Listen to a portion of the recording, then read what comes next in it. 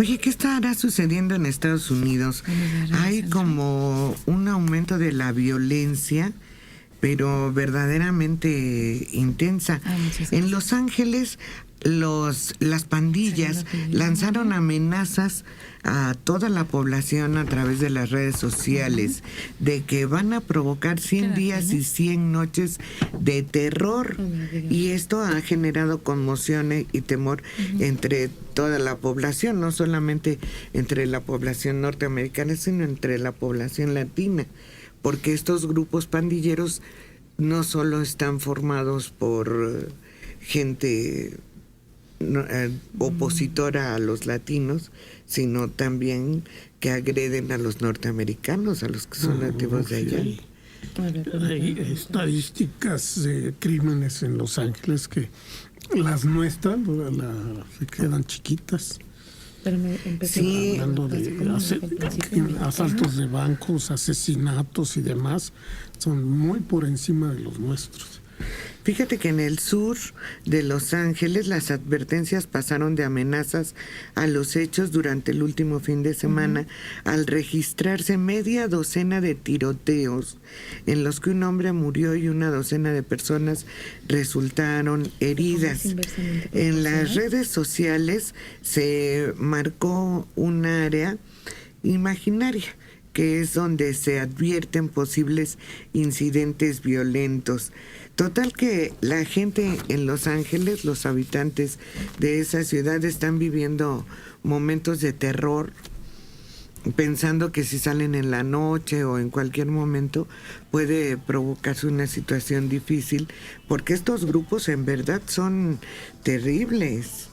Ahora, yo creo que la única ventaja que tiene la ciudadanía allá es que allá sí opera la autoridad.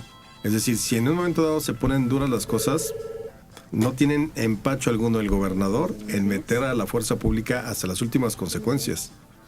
Porque que es la diferencia que muchas veces de lo que sucede aquí, ¿no? Con actos vandálicos nadie hace nada, nadie toma decisiones, no hay detenidos. Allá creo que si algo ha sustentado su sistema es la aplicación de la ley y el ejercicio de la autoridad, caiga quien caiga. Y lo hemos visto en manifestaciones ni siquiera violentas, manifestaciones simplemente, bueno, que sí se han salido un poco de control, sobre todo cuando ha habido estas manifestaciones por abusos contra la población negra o los asesinatos de policías contra igual algunos latinos o negros. Yo creo que el asunto es que funciona la ley, y ahí esa es la diferencia. Al final puedes ver en una cámara de televisión en el noticiero a los 3, 4 manifestantes que arrojaron bombas molotov, encadenados, esposados, y nadie dice nada. O sea, nadie dice, ay, bueno, pobres, es que abusaron, es que el gobierno. Creo que eso es lo único que puede ayudar o que le puede dar tranquilidad a la ciudadanía norteamericana, incluso en zonas tan difíciles como el sur de Los Ángeles, ¿no? Sí, y allá no hay límites para el policía. Si el policía tiene que dispararle o tiene que golpearlo, lo golpea. Y no hay ahí de que se quejó de violencia policíaca, de... ¿no? ¿Cómo le llaman? Bueno, sí llega abuso. a haber, Abuso. pero no es algo que impida actuar a la policía. Sí, no, porque en un caso dado la policía estaba cumpliendo con su deber y allá sí funciona eso. Aquí no, aquí entran... Y la policía, cuando no la dejan actuar, entra en huelga y se enfrenta a la autoridad, al alcalde. Sí, no, la autoridad no duda en ejercer su autoridad, valga la expresión, más bien el gobierno, el gobierno local o el gobernador. Si hubo un exceso u otro, luego se investiga, pero en ese momento es, a ver, tenemos que poner esto en control y se acabó. Y luego ya se ven las investigaciones y ha habido cesados de pronto por exceso de el uso de la fuerza y demás, pero el hecho es que la gente confía en su institución y en su ley. Esa es la gran diferencia. Aquí no confiamos en eso. Y luego, por otro lado, desde el 68, aunque nos remitamos tan lejos ya, sí se construyó un miedo a ejercer la fuerza pública en México. ¿Por qué? Por los excesos brutales, inenarrables y terribles que se cometieron en el 68 con los estudiantes, pero a partir de ahí se creó una especie de fantasma de, no, ¿cómo voy a usar la fuerza pública contra la gente contra los manifestantes, aun cuando estén violando la ley flagrantemente. Y solo se ve en México, porque no sé si ustedes recuerdan las manifestaciones que hubo en París a raíz de que se les quite el seguro social a los recién egresados, una situación así. Y la policía actuaba con toda energía, fueran hombres, mujeres, lo que fuera, y a veces hasta los iban arrastrando en el momento de la detención. La CRS, que es el cuerpo de republicano de seguridad, es temible. Cuando entran en acción en Francia, es hora de irse a esconder a tu casa. Ahora, lo cual no quiere decir que estén en contra de la libertad de expresión. Utilizan esa fuerza cuando ya la libertad de expresión transgredió los límites propios, ¿no? Es decir, que empiezan a destruir coches, que empiezan a aventar bombas molotov, que empiezan a apedrear comercios y demás. Es decir, cuando la protesta, que es legítima, se convierte en vandalismo. Ahí es cuando operan este tipo de policías en otros lugares, con toda la razón, porque nuevamente es aplicar la ley. Aquí no. Cuando lo del árbol de Navidad de Coca-Cola, que lo quemaron, nadie. ¿Cuántas veces en las marchas del 2 de octubre no quedan destrozados los comercios de toda Avenida Francisco y Madero y de Avenida Juárez? Nadie dice nada. No hay. La autoridad prefiere esconder la cabeza como la avestruz, porque ¿cómo voy a utilizar la fuerza pública? Pues claro que la puedes utilizar, para eso hay leyes. Y hay un grupo especializado en causar violencia en manifestaciones pacíficas en México, que se hacen llamar anarquistas, ¿no? Que no tienen absolutamente ninguna base teórica en el anarquismo. Han de escribir anarquistas con H. Lo único que usan es la A en un círculo. Pero lo usan para vandalizar cualquier cosa. Y además aquí los que terminan golpeados, fracturados, quemados son los policías, porque curiosamente la orden que tienen es de no intervenir. Lo más que pueden hacer es contener al grupo, tal vez hacer que se ubiquen en un solo punto, cerrarles el círculo. Pero fuera de eso no pueden intervenir y ellos les dan de palos en los pies, con lo único que se pueden defender es con los escudos. Y bueno, y lo que se evidencia también es que ese es nuestro círculo vicioso y ahí nos movemos desde hace muchos años. Cuando les permites a las autoridades o a la policía, sean granaderos, sea gendarmería, sea policía federal preventiva o lo que sea, o policía federal, ahora policía federal, tampoco los has capacitado como para saber cómo proceder contra este tipo de vandalismo. Y entonces viene la otra cara de la moneda, los excesos, ¿no? También. Agarras a quien quieran, al que iba pasando, en vez, pero eso responde a que no hay protocolos, que no hemos hecho las cosas adecuadamente para darle orden jurídico y orden legal y un orden físico a todos estos grupos de policía que sepan responder cómo, cuándo y de qué forma frente a una circunstancia así. Fíjate que en internet hay muchos videos de este tipo de manifestaciones en otros países y se ve la calidad que tienen los policías y toda la preparación para, sin necesidad de golpear, ni de maltratar, ni de abusar del poder, de poder replegar a este tipo de grupos. Yo no sé por qué de verdad no tienen este tipo de preparación, porque no es necesario llegar a una violencia extrema, sino una preparación estratégica. Lo que pasa es que sí hay sistemas antimotines.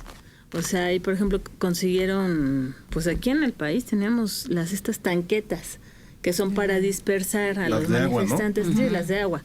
Las de agua precisamente para no causar un daño rudo, grave, pero sin embargo sí dispersas a la gente, ¿no? Y otro tipo de mecanismos que son para ese tipo de... para evitar ese tipo de confrontaciones, ¿no? Que sin dañar tú disuelves ciertas fuerzas, pero no se usaron. El precio político aquí no se la quieren jugar, no se quieren ver como represores. Y otro asunto muy sangriento en los Estados Unidos fue ocurrido en Maryland, en una iglesia. Un hombre fue apuñalado hasta provocarle la muerte y su esposa fue herida. Los agentes encontraron una escena excesivamente sangrienta. ya que las heridas que le provocaron al hombre fueron muy graves. El ataque ocurrió cuando concluyó un servicio religioso y la esposa se encuentra también en estado grave porque recibió muchas heridas. Pero lo curioso de esto es que no saben por qué. No tienen idea por qué las atacaron, a pesar de que detuvieron al responsable, que es un hombre de origen chino, de 30 años, pero nunca pudo decir cuál era el motivo de la agresión. Nada más no les gustó, no le gustaron las dos personas y las hirió hasta a uno de ellos hasta causarle la muerte. Y en Phoenix, un hombre fue detenido sospechoso de decapitar a su mujer y a 2 de los perros de la pareja. Y será acusado una vez que se reponga de las heridas porque a él mismo le faltaba un ojo y tenía cercenado el antebrazo.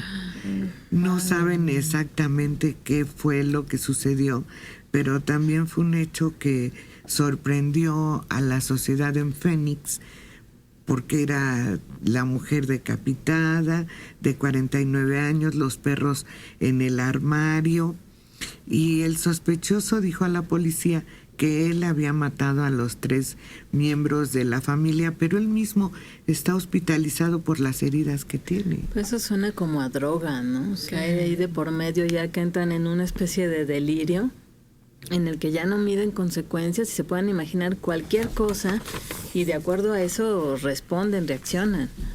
Porque en un estado normal, sereno, al parecer puede ser un problema de drogas. Dicen que había mucha violencia en ese matrimonio y además de problemas mentales, porque una cosa es el abuso de las drogas y otra cosa es todo lo que hicieron y lo que él mismo padecía. Tenían armas de estas cortantes, katanas o machetes muy grandes, ¿no? Sí, no, pero son hechos que llaman la atención porque si se da uno ahí cada 3 o 4 meses, pero estos son uno tras otro. Y además hace unos días el propio gobierno estadounidense informó que los tiroteos son prácticamente uno diario en diferentes estados de la nación. Lo que tiene alarmadas a las autoridades norteamericanas por esa frecuencia de los problemas con armas, que ya no hay control sobre eso. Claro, es un hecho que la sociedad norteamericana no es perfecta. Quizás sí admiramos, y yo particularmente admiro mucho el asunto del que hemos hablado mucho, el respeto a la ley y a las instituciones. Pero por otro lado, la parte oscura es una descomposición social muy fuerte. Y entonces terminamos viendo casos como estos 2 que acabas de mencionar, Adela, pero también la semana pasada me parece que hablamos de muertos en un cine, en una escuela. O sea, son cosas que se vuelven casi cotidianas en Estados Unidos. Antes era, ahí de vez en cuando escuchabas el loco que se subió a la azotea y disparó desde un parque, ¿no? Pero ahorita ya es casi, regularmente en la semana tienes 1 o 2 casos de ese tipo. Y luego estas circunstancias, ¿no? Es una sociedad que se ha ido descomponiendo y además una sociedad que se droga mucho. También es cierto eso, se droga mucho. Hay mucha liberalidad para y no porque se permita, sino por la facilidad con que puedes conseguir las drogas. Pues finalmente nuestro problema de drogas es que somos el tránsito para el gran mercado consumidor de Estados Unidos. Oye, también ese 1 al millar, 1 al 10 millares que hay de locos activos, tienen pleno acceso a armas muy poderosas. Hay milicias en distintos lugares donde creen que el gobierno federal va a instalar una dictadura comunista o alguna cosa así, y se están entrenando para enfrentar, para resistir. Ha habido varios roces que casi llegan claro que el gobierno federal los aplastaría, ¿no? Pero ha habido incidentes así. El actual gobernador de Texas está loco y y teme una invasión del gobierno federal de Obama, y particularmente a su estado. Entonces prepara a la Guardia Nacional estatal para resistir. Cree como es dianético, creen que no existe la locura. Entonces bloquea los gastos en salud mental. O sea, está todavía más loco que Rick Perry.